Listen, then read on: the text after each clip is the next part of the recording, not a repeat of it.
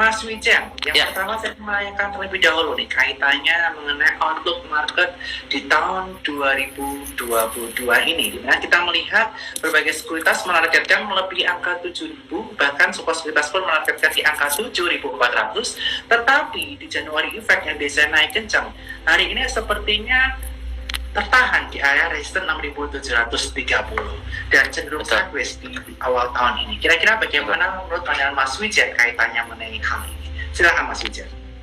Ya, jadi sebetulnya Mas Bernard ya dan teman-teman cuan troopers, posisi IHSG saat ini memang sekarang sedang berada di fase konsolidasi ya. Jadi cenderung naik segan, turun pun ogah-ogahan gitu ya. Dan tampaknya memang ada beberapa support yang perlu atau yang menjadi konfirmasi ya terkait arah IHSG. Yang pertama support yang kita perhatikan itu ada di sekitar 6593, ini support yang cukup penting. Dan kalau sampai IHSG kembali turun lagi ke bawah 6593 Mas Bernard, ini kemungkinan besar arah kita akan sedikit terkoreksi begitu ke sekitar 6400 sampai 6450. Jadi 6593 ini support yang sangat vital dan moga-moga tidak jebol ya. Dan good news-nya adalah kalau misalkan IHSG mampu break ke atas 6754 begitu ya, ke atas 6754, ini IHSG akan confirm berada di wave 5 untuk bullish motif wave ya. Jadi artinya kalau sudah confirm di wave 5 maka IHSG ada peluang untuk naik lagi. Naik lagi target ke berapa? Target kita minimal kalau dia break 6754 ada di sekitar 6900, idealnya di sekitar 7000 sampai 7050 untuk target IHSG kalau break 6754. Nah, to be honest kemarin waktu tanggal 8 Januari hari Sabtu ya kita adakan market outlook buat teman-teman Bitrade dan juga trader-trader lewat webinar The Traders Wave by Bitrade gitu ya. Kita adakan rutin setiap bulan. Kebetulan kemarin di tanggal 8 Januari kita sudah sampaikan bahwa memang posisi IHSG ini kan posisinya sedang konsolidasi begitu ya Mas Bernard. Dan posisinya untuk skenario terbaik tadi kalau misalkan break 6754 arahnya ke 7000. Tapi setelah 7000 kita harus waspadai ada peluang untuk IHSG itu kembali lagi terseret turun gitu ya. Jadi kalau dia break 6754 ya dia pasti akan kembali menguat lagi begitu, menguat mungkin ke 7000, tetapi setelah level 7000 ini ada kemungkinan besar IHSG akan kembali terkoreksi lagi setidaknya ke level 6150 sampai 6174 karena di situ ada gap.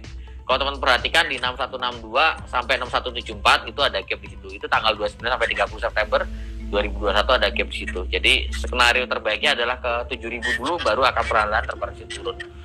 Kalau misalkan IHSG jebol 6593 kemungkinan besar IHSG akan kembali terkoreksi ke 6400, 6450, tapi ini akan menjadi support yang cukup kuat.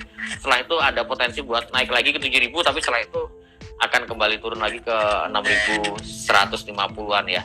Oleh karena itu kita Mas dari teman-teman Bitrade sebetulnya dari para mentor melihat tahun 2022 ini sebenarnya lebih tough, very tough years dibanding tahun 2021 ya.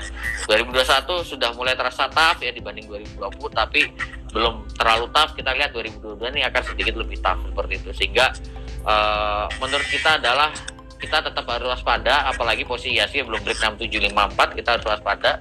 Kalau dia break 6754 memang arah IHSG tampaknya akan ke 7000 sampai 71, tapi ini sifatnya akan short term seperti itu. Itu kalau dari lead wave ya. Oke, jadi buat teman-teman cuan troopers jangan lupa perhatikan area resistance 6754, di mana area 6754 ini akan menjadi area krusial. Jika dia breakout disertai dengan volume dan bertahan hingga akhir closing, ada potensi melaju ke kisaran area 7000 sampai 7100. Tapi waspadai, IHSG masih dalam fase konsolidasi, di mana area support di area 6593, dan jika area 6593 terjebol ini ada potensi ke 6400 sampai 6450. Nah, oleh karena itu perhatikan money management buat teman-teman sekalian, dan jangan lupa diversifikasi atau money management sehingga betul teman-teman ini bisa mendapatkan keuntungan juga di tahun 2022 ini. Walaupun menurut pandangan Bro Wijen tahun ini akan lebih tough dibandingkan tahun 2021 atau tahun 2020. Nah, Bro Wijen, kita akan berbicara mengenai makroekonomi terlebih dahulu. Nah, Kira-kira menurut Bro Wijaya nih, kaitannya mengenai yang pertama, inflasi yang cukup tinggi yang menyebabkan bond yield mengalami kenaikan cukup signifikan. Yang kedua, kaitannya mengenai COVID-19. Dan yang ketiga adalah kaitannya potensi kenaikan suku bunga di tahun ini. Apakah hal-hal tersebut perlu dikhawatirkan oleh para investor di tahun 2022?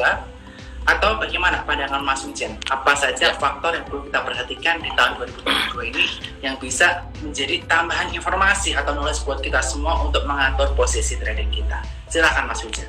Ya, thank you Mas Berat. Jadi kalau kita melihat sebelum kita masuk terkait isu-isu tahun 2022 ya, kita bisa review sedikit di tahun 2021 sebetulnya data-data ekonomi yang dikeluarkan oleh pemerintah sebenarnya cukup bagus ya. Kita lihat bahwa suku bunga juga cenderung stabil, 2021 kita di 3,5 dan tingkat inflasi juga relatif rendah, dan juga kalau kita lihat dari neraca perdagangan kita relatif surplus terus ya.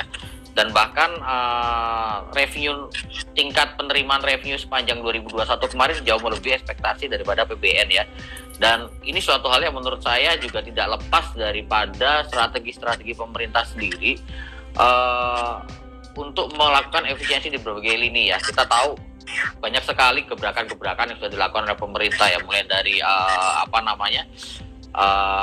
perusahaan holding ya, baik holding pertambangan, holding dan industri farmasi dan lain-lain.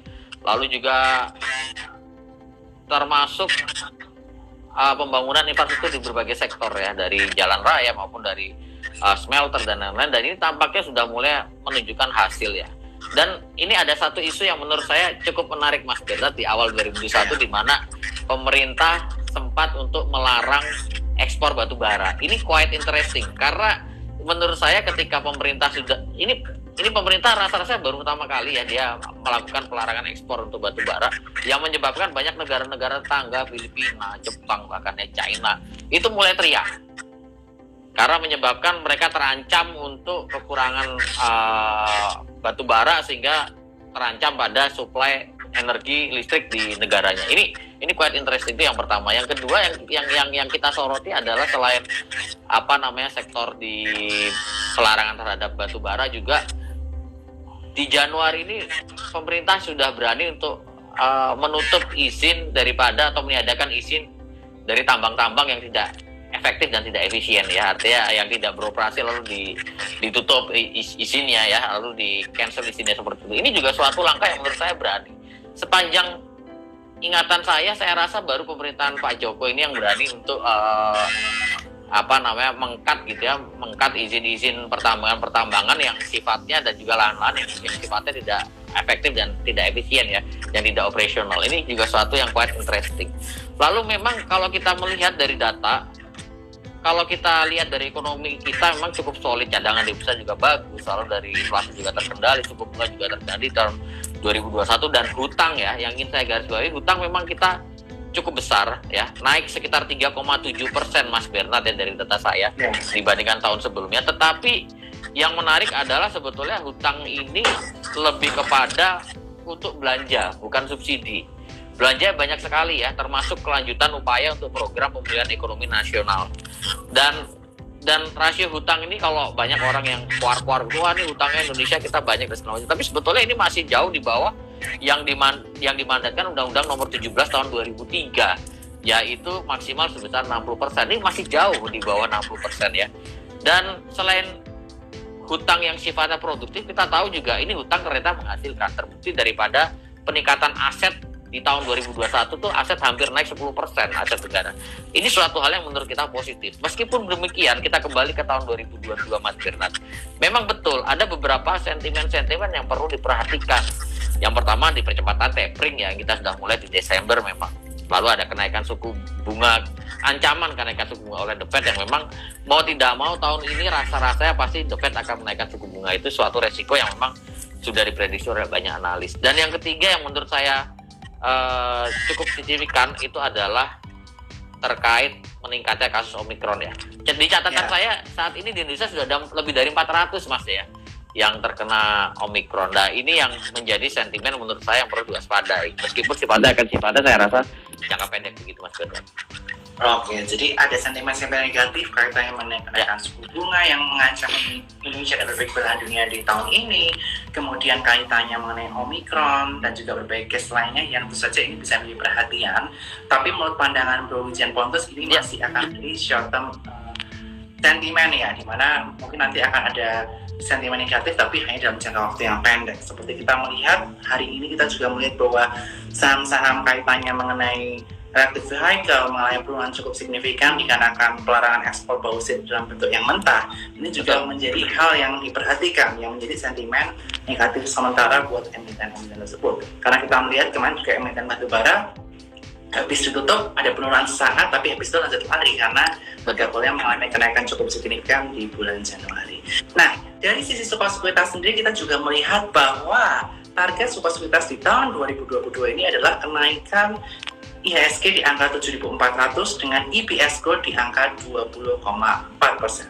Kalau menurut Bro Wijen, apakah target ini doable untuk dilirik dari sisi Bitrate nih, dari sisi ilmu LLP? Silakan.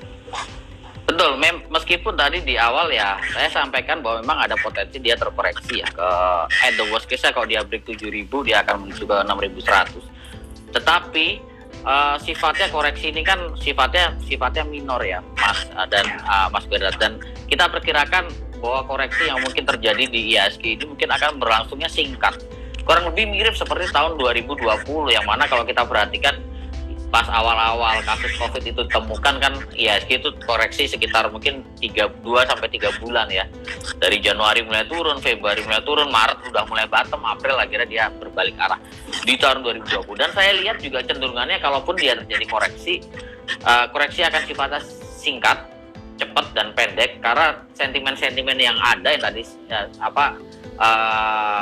yang perlu diperhatikan, jadi concern-concern yang perlu diperhatikan tadi juga sifatnya jangka pendek, sehingga koreksi yang harusnya akan terjadi nanti sifatnya juga akan jangka pendek. Setelah itu ya IHSG akan kembali naik lagi.